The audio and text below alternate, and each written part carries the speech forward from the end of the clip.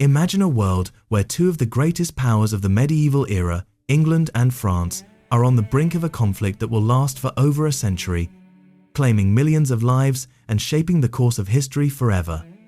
What could have driven these two nations to engage in such a prolonged and devastating struggle? Was it a thirst for power, a quest for territory, or a clash of ideologies? The answer lies in the complex web of alliances, territorial disputes, and royal claims that defined the era. As we delve into the fascinating story of the 100 Years' War, you'll discover the intricate details that led to this epic conflict. If you want more epic history content, hit that subscribe button and give this video a thumbs up. In the early 14th century, the world was a vastly different place. The medieval era was in full swing, with kingdoms, empires, and city-states vying for power and influence. The geographic and political landscape of Europe was a complex tapestry of rival powers, with the Kingdom of England, the Kingdom of France, and the Holy Roman Empire being the dominant players. The English monarch, Edward III, King of England, had recently ascended to the throne, while the French monarch, Philip VI, King of France, was struggling to assert his authority. As we explore this era, it's essential to understand the tensions building toward conflict. The English claim to the French throne, which had been vacant since the death of Charles IV, was a major point of contention. Edward III, King of England, claimed the French throne, citing his descent from Philip IV of France through his mother Isabella. This claim was met with resistance from the French, who supported the coronation of Philip VI, a cousin of Charles IV. The English wool trade, a crucial part of the English economy, was also a significant factor, as the English relied heavily on the Flemish textile industry, which was closely tied to the French monarchy. The key rulers and leaders of the time played a significant role in shaping the events that would unfold. Edward III, King of England, was a young and ambitious monarch, determined to assert his claim to the French throne. Philip VI, King of France, was a seasoned ruler who had inherited a kingdom plagued by internal conflicts and external threats. The Black Prince, Edward III's eldest son, would later become a prominent figure in the war, leading the English army to several crucial victories. Charles V, King of France, who would succeed Philip VI, was a skilled diplomat and strategist who would play a crucial role in the Caroline War, the second phase of the conflict. As the tensions between England and France continued to build, the stage was set for a conflict that would last for over a century, shaping the course of history and leaving a lasting impact on the world. The 100 Years' War was not just a clash of armies, it was a struggle for power, territory, and identity, which would redefine the medieval world and pave the way for the modern era. The war would witness the rise and fall of empires, the emergence of new technologies, and the heroism of legendary figures, including Joan of Arc, the French heroine who would lead the French resistance against the English. In the midst of this tumultuous period, several individuals emerged as pivotal figures, shaping the course of the 100 Years' War. One such figure was Edward III, England's ambitious king, who claimed the French throne, citing his descent from Philip IV of France through his mother, Isabella. Born in 1312, Edward III was the son of Edward II and Isabella, and his claim to the French throne was rooted in his maternal lineage.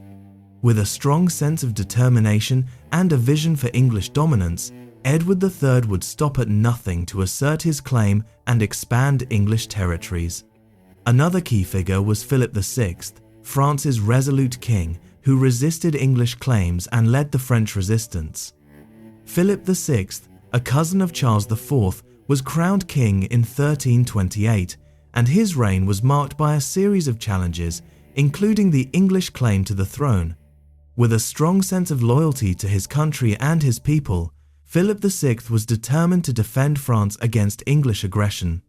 The Black Prince, Edward III's eldest son, was another crucial figure in the war. Born in 1330, the Black Prince was a skilled military leader, known for his bravery and tactical prowess. He played a significant role in several battles, including the Battle of Poitiers, where he led the English to a decisive victory. With a strong sense of chivalry and a desire for glory, the Black Prince was a formidable opponent on the battlefield.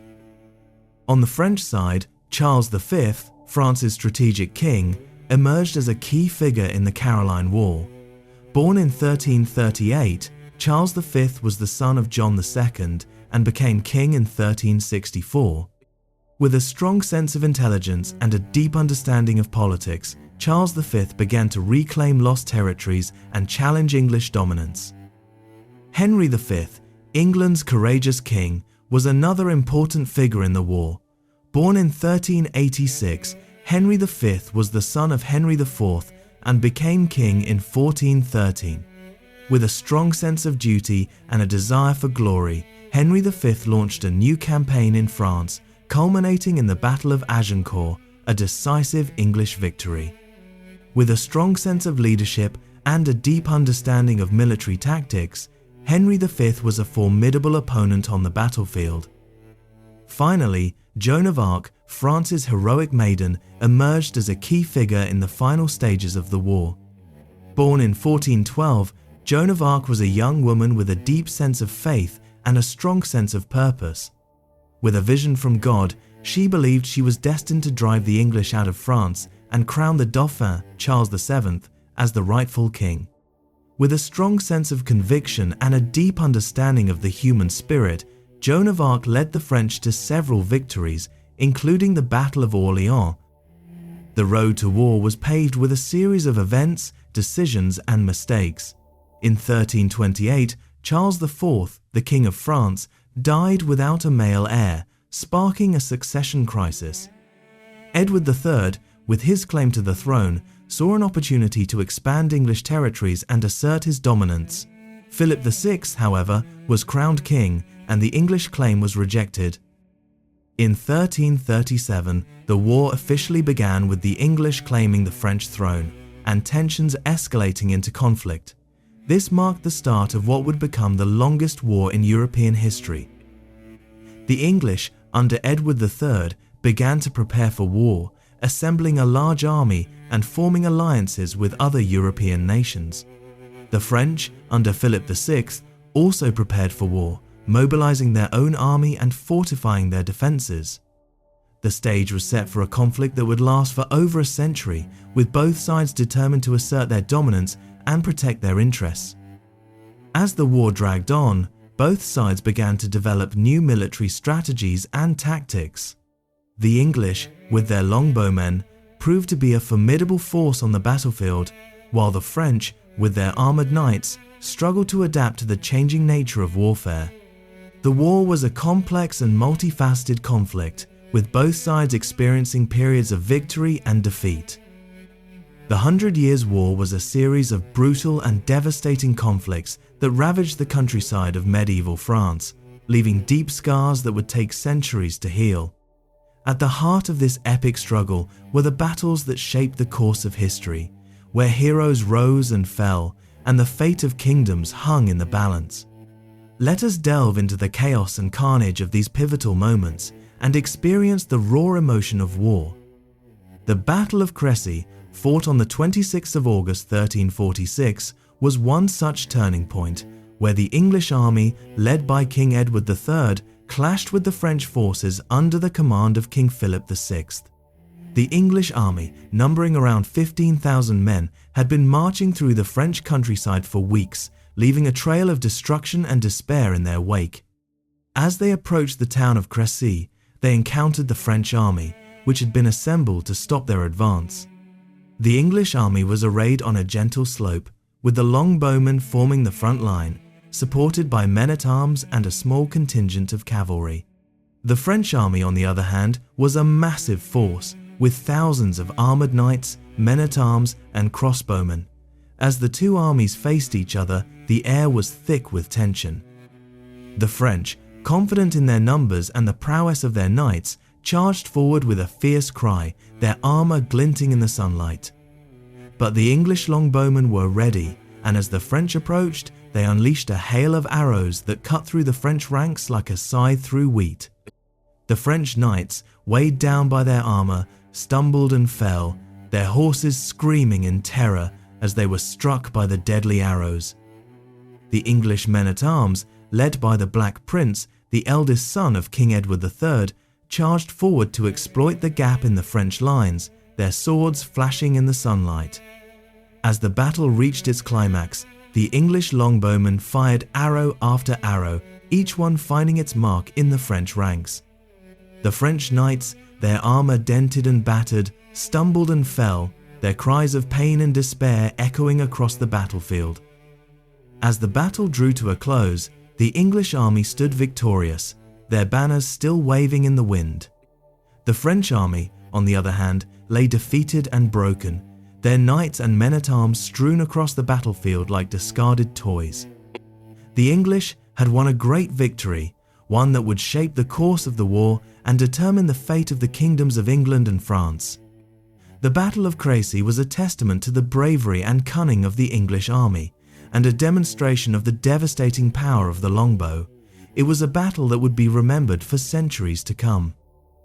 The Battle of Agincourt, fought on the 25th of October 1415, was one such battle, where the English army, led by King Henry V, clashed with the French forces under the command of Charles d'Albret, the Constable of France.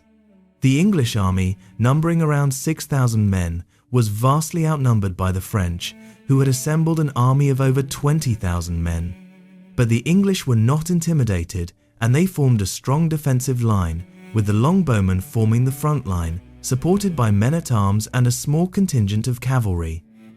The battle was fierce and intense, with the English longbowmen firing arrow after arrow into the French ranks. The French knights, weighed down by their armor, stumbled and fell, their horses screaming in terror as they were struck by the deadly arrows. The turning point of the battle came when the English men-at-arms, supported by the longbowmen, broke through the French lines and attacked the French knights from behind. The French, caught off guard, were quickly overwhelmed, and their army began to flee in disarray. As the battle drew to a close, the English army stood victorious, their banners still waving in the wind. The French army, on the other hand, lay defeated and broken, their knights and men-at-arms strewn across the battlefield like discarded toys. The English had won a great victory, one that would shape the course of the war and determine the fate of the kingdoms of England and France. The Battle of Agincourt was a testament to the bravery and cunning of the English army, and a demonstration of the devastating power of the longbow. As we reflect on the 100 Years' War, we must honor the dead and acknowledge the staggering human cost of this conflict. The numbers are daunting, an estimated 2.3 to 3.5 million casualties, with hundreds of thousands of English and French soldiers losing their lives in the war. These numbers are more than just statistics. They represent the devastating loss of life, the shattered families, and the countless communities torn apart by the war. Notable deaths, such as that of the Black Prince, who died in 1376, had a significant impact on the war effort. The Black Prince, the eldest son of Edward III, was a skilled military leader, and his death was a major blow to the English army. Other notable deaths, such as that of King John II of France, who died in captivity in 1364, also had far-reaching consequences. As the war finally came to an end in 1453, the consequences were clear. The French had emerged victorious, having successfully driven the English out of most of France, except for Calais. The English, who had once claimed the French throne, were now forced to relinquish their territorial gains, and the French monarchy was consolidated under the rule of Charles VII. The war had also led to significant political changes, including the rise of a strong, centralized monarchy in France and the decline of feudalism in England. The Treaty of Picquigny, signed in 1475, marked the final peace agreement between England and France, bringing an end to the 100 Years' War. The treaty recognized French control over most of France and established a lasting peace between the two nations. Today, the 100 Years' War is remembered as a pivotal moment in medieval history, a conflict that shaped the course of European politics and culture.